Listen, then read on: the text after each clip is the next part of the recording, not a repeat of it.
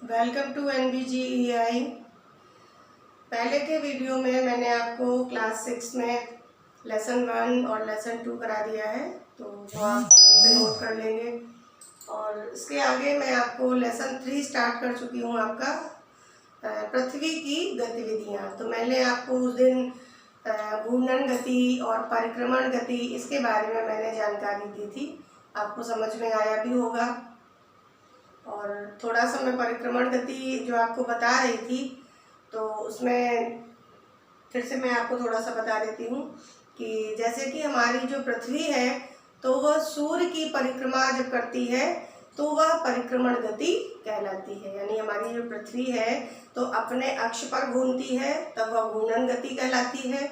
और जब वह सूर्य की परिक्रमा यानी सूर्य के चारों ओर घूमती है, तब वह परिक्रमण गति उसकी कहलाती है। और वह परिक्रमण गति अपनी 365 दिन व 6 घंटे में पूरा करती है। वैसे नॉर्मली हम लोग 365 दिन ही बोलते हैं, 6 घंटे को हम शेष छोड़ देते हैं और उसको हर प्रत्येक चौथे वर्ष उसको जोड़ते हैं, जब 6 चौको 24 घंटे का एक दिन होता है।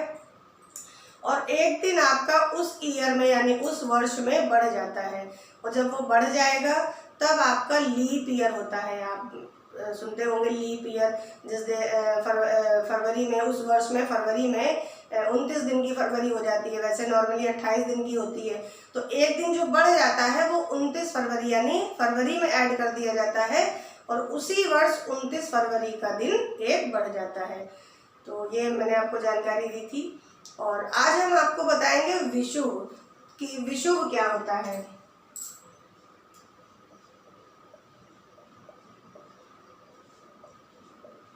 विषुव क्या है? तो विषुव यह है कि हमारी पृथ्वी जब परिक्रमण करती है, परिक्रमण गति से अपनी सूर्य की परिक्रमा करती है, तब उस समय क्या होता है कि हमारी पृथ्वी पर जब विषुवत रेखा पर, जैसे मान लीजिए हमारा ये सूर्य है, मैंने आपको ड्रॉ करके थोड़ा सा बताऊंगी।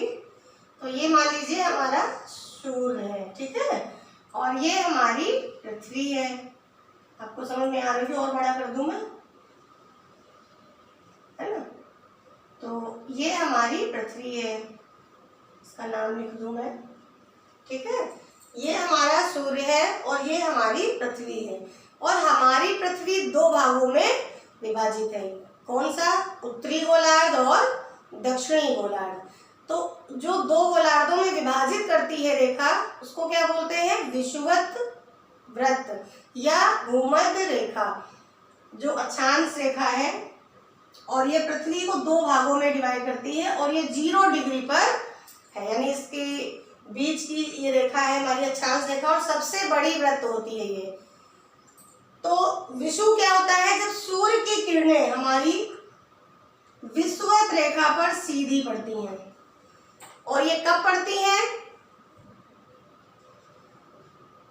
21 मार्च को पड़ती हैं एक बार, और 23 सितंबर को पड़ती हैं,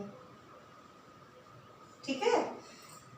यानी हमारी विषुवत रेखा पर 21 मार्च और 23 सितंबर को सीधी पड़ती है विषुवत रेखा पर सूर्य की किरणें, जिस कारण इसको विषुव बोलते हैं। और इस दिन क्या होता है? 21 मार्च को और 23 सितंबर को दिन व रात बराबर होते हैं, दिन व रात बराबर होते हैं। यह एक ऐसी दिशा है कि उस समय पृथ्वी हमारी किसी भी जो उसका केंद्र है, यानी वो पॉइंट है, उत्तरी ध्रुव और दक्षिणी ध्रुव, वो किसी भी ओर झुका नहीं होता है, वो सीधा रहता है। और सूर्य की किरणें इसी दिन पृथ्वी की जो हमारी अक्षांश रेखा, जो काल्पनिक रेखा हमने बनाई है विषुवत रेखा, उस पर सीधी पड़ती है, ठीक है। फिर इसके बाद क्या होता है? कर्क संक्रांति यानी कर्क रेखा हमारी जो है, जो मैंने आपको क्वेश्चन भी उसमें पहले कराया हुआ है। तो कर्क रेखा हमारी, तो जैसे हमारी भारत के उत्तरी भाग में, हमारे पृथ्वी के उत्तरी भाग में, उत्तरी गोलार्ध में 23.5 डिग्री पर,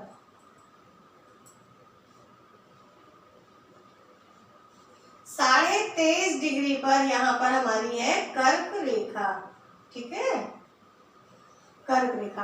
अब अब ये कर्क रेखा पर सूर्य की किरणें हमारी पड़ती हैं, कब पड़ती हैं? 21 जून को। कब पड़ती हैं? 21 जून। यानी हमारी जो सूर्य की किरणें जो विषुवत रेखा पर पड़ती हैं वो 21 मार्च को पड़ती हैं। 21 मार्च से, यानी जब मकर से ये उत्तर की ओर जाता है, तब सूर्य की किरणें 21 जून, यानी अभी 21 जून जो आने वाली है हमारी, अभी ये जून का मंथ चल रहा है, तो 21 जून जब आएगी तब कर्क रेखा पर सूर्य की किरण बिल्कुल सीधी पड़ेगी। ठीक है, बिल्कुल सीधी पड़ेगी। और इस दिन सबसे लंबा होगा, क्योंकि हमारा जो उत्तरी ध्रुव है वो सूर्य की तरफ पूर्णतः झुका होगा और उसमें दिन का जो प्रकाश का जो फैलाव है यानी वो ज्यादा समय तक रहेगा। ठीक है, फिर इसी तरह से हमारी नीचे की जो दक्षिणी भाग में है 23.5 पे मकर रेखा, तो इसको मकर संक्रांति भी बोलते हैं और ये कर्क संक्रांति बोली जाती है। तो मकर संक्रांति ये इस पर कब पड़ती है? सूर्य की किरणें, सूर्य की किरणें इस पर भी सीधी पड़ती हैं। और कब? 22 दिसंबर को।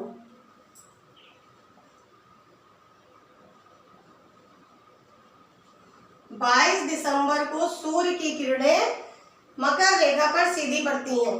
जब कर्क रेखा पे सीधी पड़ने के बाद 21 जून के बाद ये वापस नीचे की ओर, जब पृथ्वी की परिक्रमा गति के कारण पृथ्वी हमारा जो उसका ध्रुव है जो दक्षिणी की ओर जब आएगा, दक्षिण की ओर जब हमारा सूर्य की ओर पृथ्वी का ध्रुव होगा, दक्षिणी ध्रुव होने का स्थिति होने स्टार्ट होगी, तब यह हमारी जो विषुवत रेखा जो मैंने आपको बताया, सूर्य की किरणें विषुवत रेखा पर जब ये पड़ेगी 23 सितंबर को, यानी 21 जून के बाद 3 महीने बाद, और यानी हमारा 6 महीने का उत्तरी भाग में दिन होता है यानी उत्तरी ध्रुव पर, और 6 महीने की रात उत्तरी दक्षिणी ध्रुव पर होता है। क्यों होता है?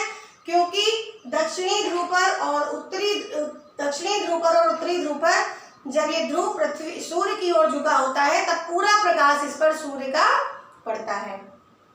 तो ये हमारी मकर रेखा की जो ये स्थिति है, जब ये यहाँ से पृथ्वी का झुकाव इस ओर आएगा, तब ये 23 सितंबर को एक बार और इस पर, जैसा कि मैंने आपको बताया कि 23 सितंबर पर विषुवत रेखा पर सूर्य की किरणें फिर एक बार सीधी पड़ेंगी और फिर ये नीचे की ओर आएगा और 22 दिसंबर को मकर रेखा पर सूर्य की किरणें पड़ेंगी, जिस समय यहाँ पर हमारे ठंडी होती है यानी शीत ऋतु होती है।